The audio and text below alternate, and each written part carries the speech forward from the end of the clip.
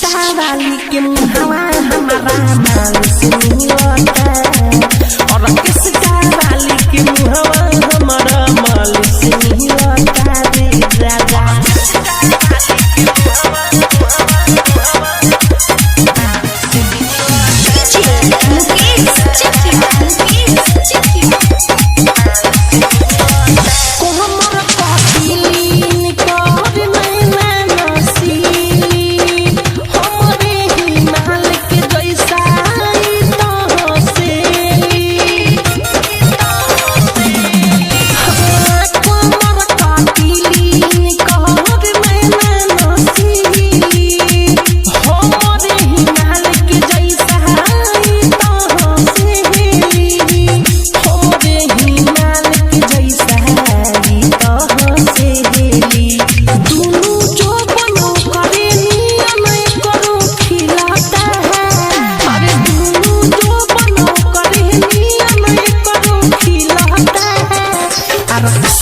वाली के मुहावा हमारा माल से मिलता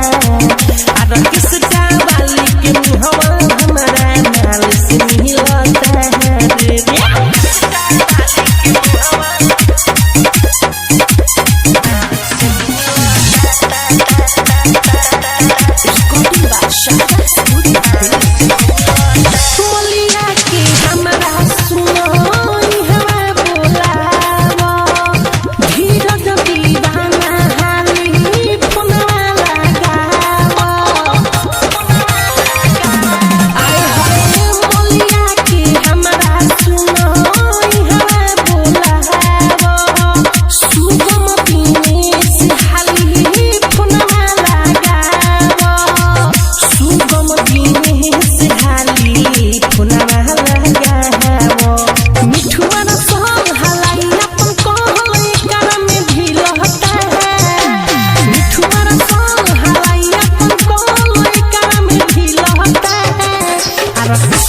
वाली के मुहावा हमारा माल से मिलता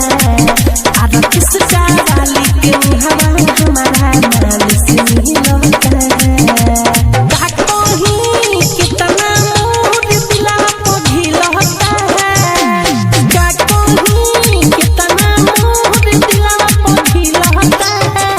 और किस्ता वाली के मुहावा हमारा माल से मिलता और किस्ता वाली के